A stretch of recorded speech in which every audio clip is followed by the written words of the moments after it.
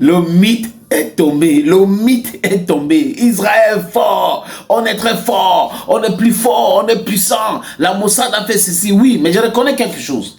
La Mossad a réussi à s'introduire à l'Iran. Et aujourd'hui, à chasse à l'homme. 22 agents de la Mossad ont été arrêtés aujourd'hui à Téhéran. Je veux dire en Iran. Et c'est fini. C'est des choses qui ont... C'est-à-dire que ça a pris beaucoup de temps pour construire ce réseau. Aujourd'hui, après ce déclenchement stupide de l'attaque contre l'Iran, les Iraniens se sont remis en question rapidement et le contre-espionnage iranien est en train de faire le travail. Et là, j'ai écouté certains experts américains qui disaient que c'est le non-sens de Benjamin Netanyahu qui a mis la vie des agents de la Mossad en danger. Et pour reconstituer ça, ça sera tellement difficile parce que ça a pris tellement d'années pour faire tout ce qu'ils ont fait là.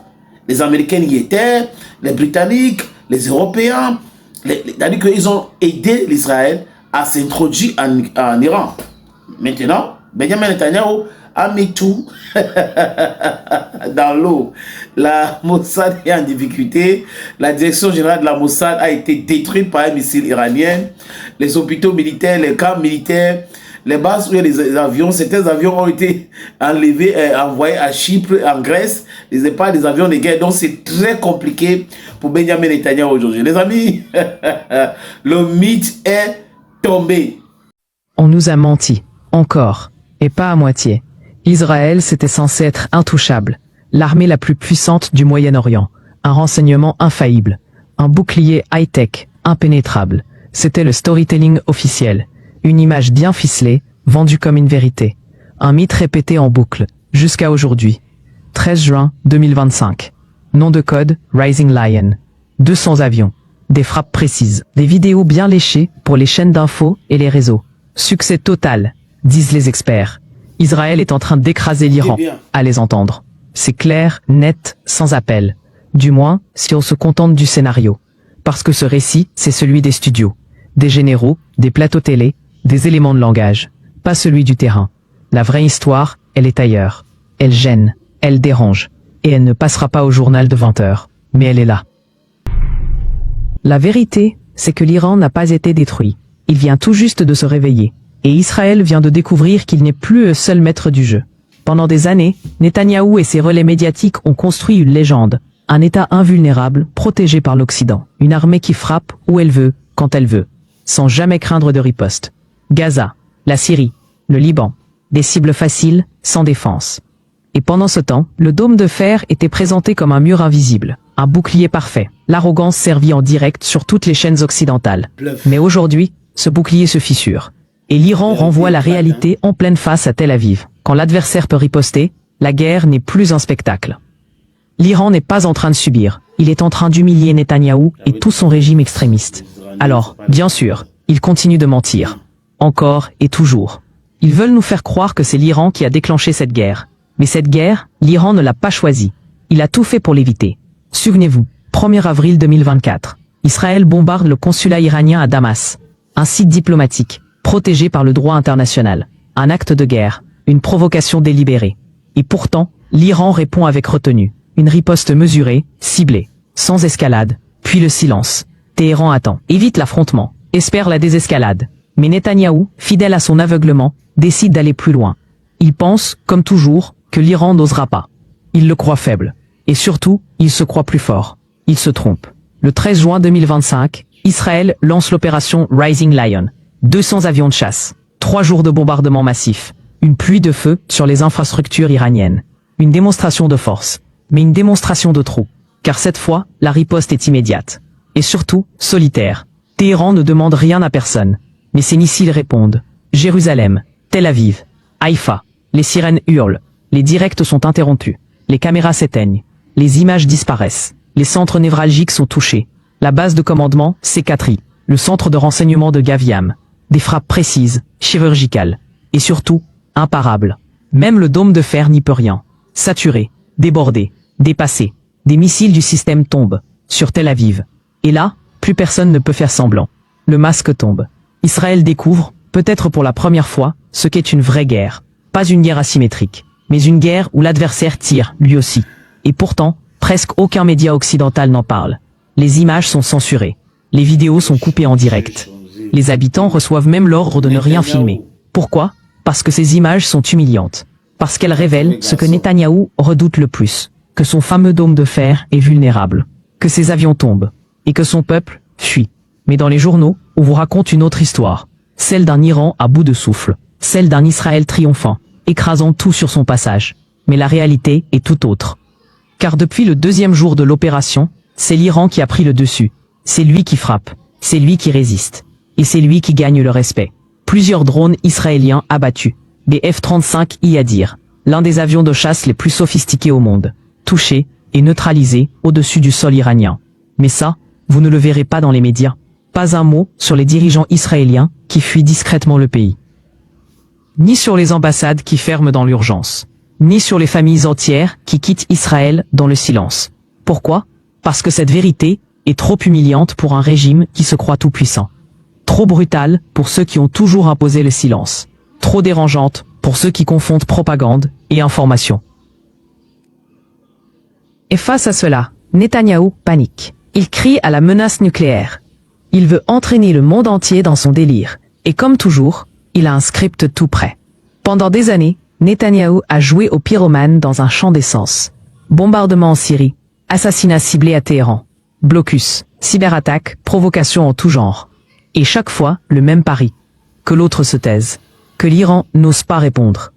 Et face à cela, Netanyahou ressort son vieux disque. La menace nucléaire. Le compte à rebours. Encore une fois, il accuse l'Iran. Encore une fois, il joue les Cassandres. Mais cette pièce, on la connaît.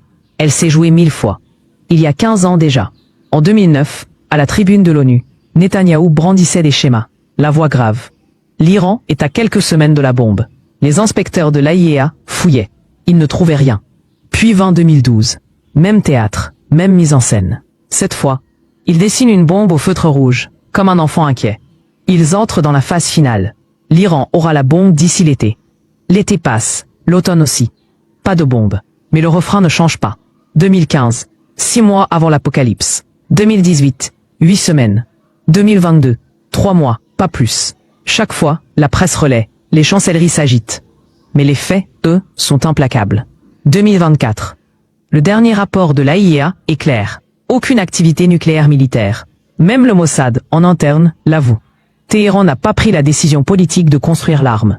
Et pourtant, le 13 juin 2025, Netanyahou frappe. Unilatéralement, massivement, sans preuve, sans légitimité, et sans se soucier des conséquences. Mais ce n'est pas la première fois. Ce scénario, Netanyahou ne l'invente pas. Il le recycle, il l'empoisonne, il le ressuscite. Il l'a déjà écrit, il y a plus de 20 ans. Souvenez-vous, 2002. L'Amérique hésite encore. L'opinion publique résiste. Mais un homme s'avance, sûr de lui.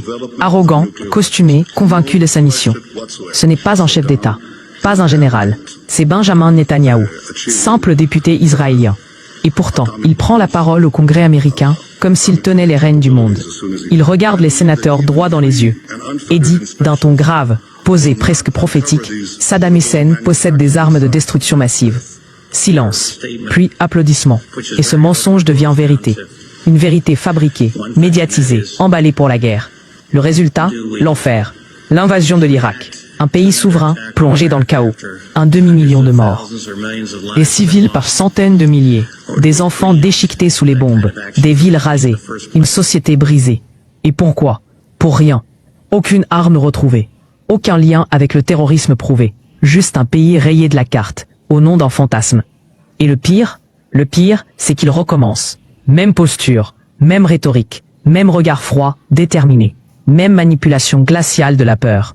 Mais cette fois, ce n'est pas l'Irak. Cette fois, c'est l'Iran. Et l'Iran n'est pas un pays à genoux. L'Iran, ce n'est pas une dictature isolée, affamée, sans alliés. L'Iran, c'est une puissance. Une vraie. Capable de riposter. Capable de frapper. Capable de faire tomber les masques. Et surtout, cette fois, le monde commence à se souvenir. Il se souvient du mensonge de 2002. Du prix payé. Des morts oubliées. Des cicatrices jamais refermées. Et il commence à douter. Parce que cette fois, la peur a changé de camp. Ce n'est plus Téhéran qui tremble, c'est Tel Aviv. Ce n'est plus l'Iran qui supplie la modération. C'est Israël qui prie pour éviter l'escalade qu'il a lui-même déclenchée. Mais Netanyahou s'accroche à son vieux scénario. Il veut rejouer la même pièce, une dernière fois. Même décor, même musique, même tragédie. Mais l'histoire ne se laisse pas manipuler 2 fois. Et cette fois, le rideau ne tombera pas sur un silence complice. Parce que cette fois, la riposte existe. Partagez cette vidéo, commentez, transmettez-la. Brisez le mur du silence. Ici, sur CNM+, on ne vous vendra pas du rêve. On ne vous offrira pas le confort. Mais on vous donnera ce qu'ils veulent vous cacher. La vérité, crue, dérangeante, mais nécessaire. Et dans ce monde où les bombes racontent des mensonges, la vérité est la seule arme qu'il nous reste.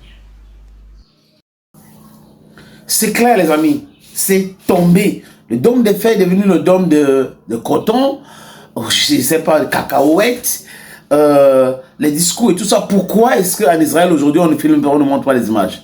Pourquoi les chaînes de télévision israéliennes ont enlevé les synthés à l'antenne? Oui, les informations qui arrivent là, hein, ils ont enlevé tout cela à l'antenne parce qu'il peut y avoir une erreur. C'est le fait de cette stupidité netanyahouienne. Il pensait toujours que Israël était tellement puissant et les renseignements qu'on les a donnés concernant l'Iran, c'était des faux renseignements. Parce que sinon, les amis, Netanyahou devrait savoir que l'Iran, que c'est un pays puissant.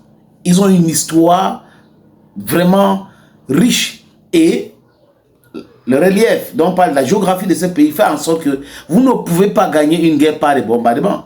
Et la réplique iranienne aussi a surpris le monde entier. Ça a fait paniquer les Américains. Même Netanyahou, à un moment donné, j'ai vu une de ses interviews sur Fox News où il était paniqué. Il n'a pas su. Un ministre israélien a dit au peuple israélien qu'il ne savait pas que l'Iran, avec les missiles qui pouvaient frapper Israël avec cette brutalité. On ne savait pas. Hein. Vous avez pensé à un moment donné que c'est vous qui dictez tout. Et on contrôle le monde entier. Nous, quand on a dit quelque chose, tout le monde devait se mettre contre ceux qui on a attaqué. Donc vous attaquez quelqu'un, tout le monde est contre la personne que vous attaquez. Netanyahou, c'est la cause de toutes les guerres au Moyen-Orient.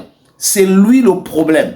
Le monsieur là, son compte, les Israéliens vont régler ça juste après ce qu'il a déclenché avec l'Iran. Les amis, si vous n'êtes pas encore abonné, abonnez-vous ici.